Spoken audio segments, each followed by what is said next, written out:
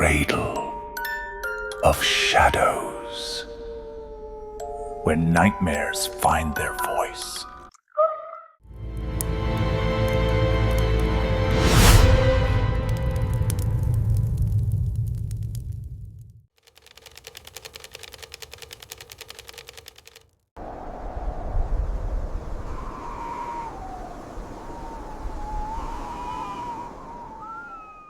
The mid-1960s, Bitlis, eastern Anatolia. In the remote villages, something unnatural was happening. Newborn children emerging into this world with twisted bodies, some without hands or feet, others with skin like serpents, or born with a single eye staring into the void. This wasn't ordinary disability, this was something far more sinister. The horror spread, village to village, whispers of a curse that had fallen upon the land. Nearly every newborn carried these marks. The villagers knew they had angered something ancient, something that demanded payment. And so they sought her, the one they called Belkıs Ana.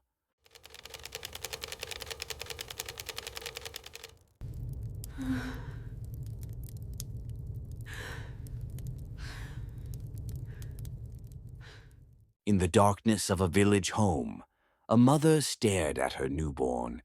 But this child was not whole, where eyes should have been, only flesh. Skin stretched across the face like a burial shroud.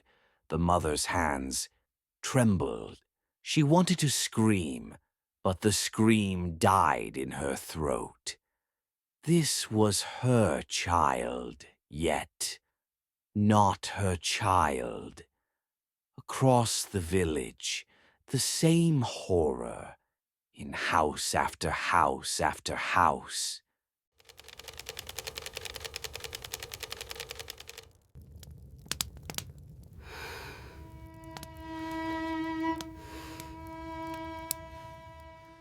Desperate, the villagers turned to the only one who might understand, Belkıs Ana, known throughout the region.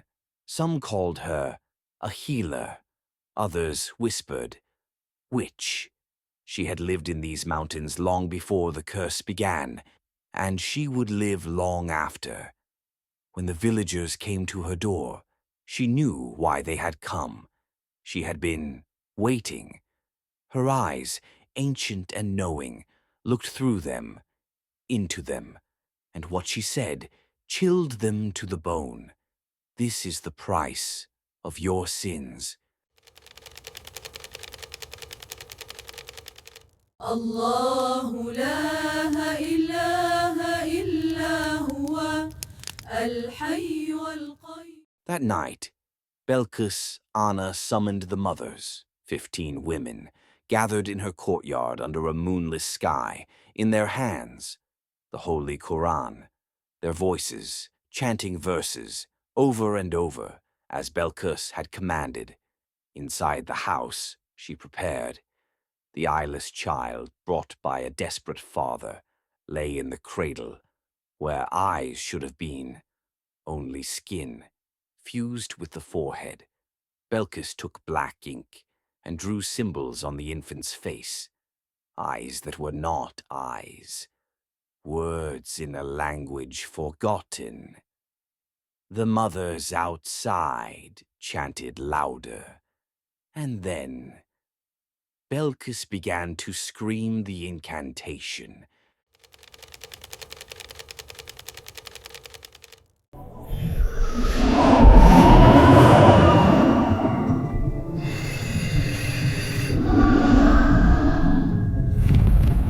The witness, a village man, would never forget what he saw. The child's face, smooth where eyes should be. Belkıs drew, with trembling hands, the shape of eyes onto the flesh. Around them, strange symbols, letters in Arabic, or something older. Her lips moved, whispering words, forbidden words. The air grew cold, impossibly cold. The candles flickered as if something were breathing on them, and then Belkıs screamed the final words.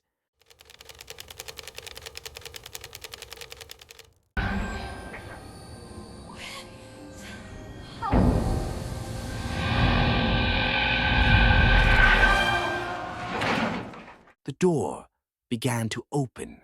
No one was pushing it. It moved on its own, slowly, deliberately. From the darkness beyond, something entered, a shadow, but not a shadow, blacker than black. Dense, like liquid night given form, it moved across the floor, gliding toward the cradle. The women outside, their chanting turned to screams. The witness, frozen, watched as the shadow engulfed the child, and then it was gone. The cradle, empty, the child, taken into the darkness, forever. Keşke yaşanmasaydı. Nasıl oldu hala anlamıyorum. Çok pişmanım. But Belkıs's hunger was not satisfied. Another father, another desperate soul, came to her door. He had 2 children, both born wrong. The first, arms twisted, misshapen, barely human. The second, oh God, the second, skin like serpent scales, glistening reptilian. And the tongue, forked, like a snake tasting the air. The father wept. My children are cursed. Belkıs listened and smiled. I can help you, she whispered. But the price, you must give me your newborn. Allah'ım affet beni. Ne olur yardım et. Kurtar bizi buradan. And then, Belkıs gave him instructions that made his blood run cold. Kill a pig, she said, her eyes gleaming. Skin it, bring me the hide. And the blood, drink it, every night after prayer. In a Muslim village, this was blasphemy. This was haram, forbidden. But the father, desperate, agreed.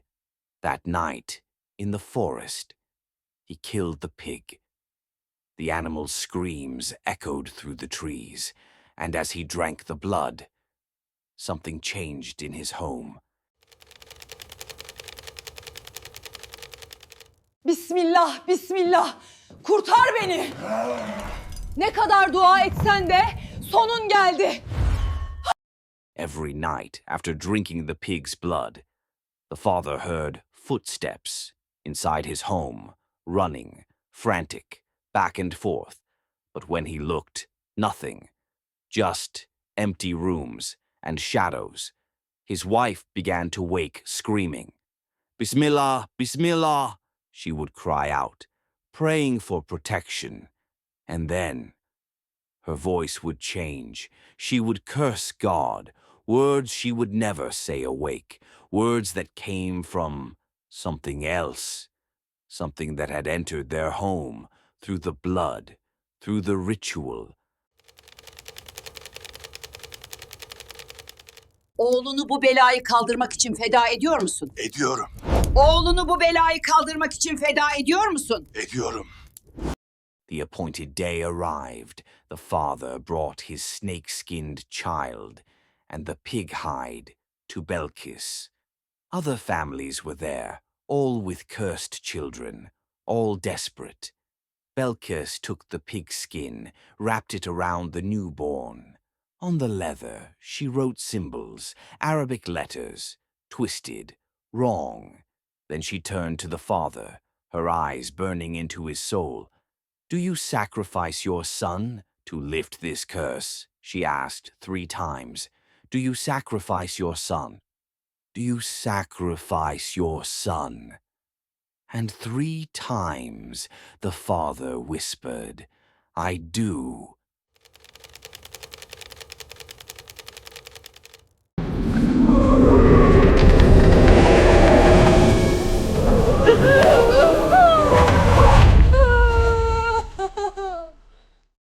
moment the father spoke those words, "I do," the door began to open. Slowly, deliberately, as if savoring the moment, all eyes turned, frozen in terror. From beyond the threshold, it came. The shadow, darker than before, larger. It filled the doorway, consuming the light, moving, flowing like oil, like death itself. Across the floor, toward the cradle, toward the offering. The families screamed, scrambling for the walls, but the father stood paralyzed, watching. The shadow engulfed the pig-wrapped child, and in one swift motion, it was gone, vanished into the void, taking the innocent into darkness.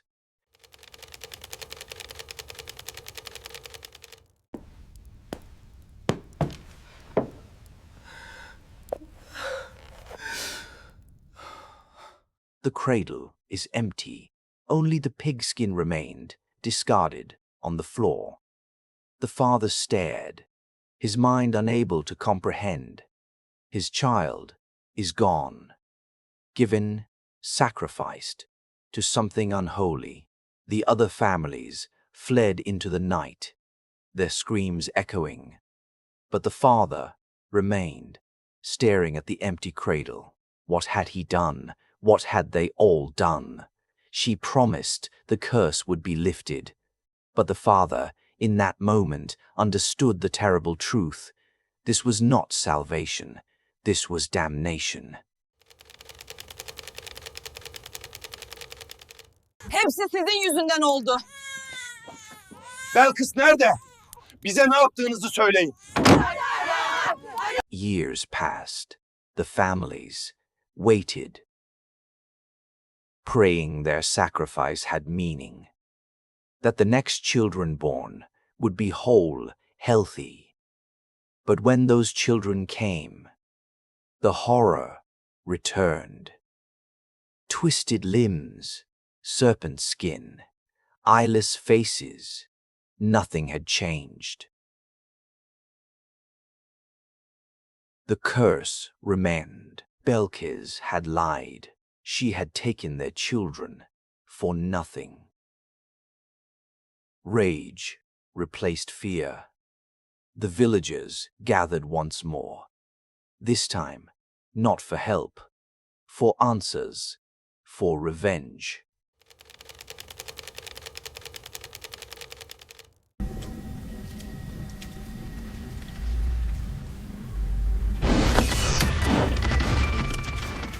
The mob arrived at Belkıs' house, torches in hand, fury in their hearts. They pounded on the door, demanding she face them. But no answer. They called her name, screaming into the silence. Nothing. The door. They broke it down. Inside, emptiness. The house abandoned. Candles, long burned out, bloodstains on the floor, symbols carved into the walls, but Belkıs gone, vanished, like the children she had taken. The villagers stood in the empty house and understood. She was never a healer, she was something else, something ancient, something, and had fed on their desperation. Their children, their souls, and now she was gone. But the curse remained forever. Belkıs Ana was never seen again. The children she took never returned. To this day, in the villages of Bitlis, mothers tell their children to never speak her name, for some believe she is still out there, waiting in the shadows, for the desperate, the cursed, the damned. This story is based on true events, recorded in official documents from 1960s Turkey. The files remain sealed. Some truths are too dark to be spoken.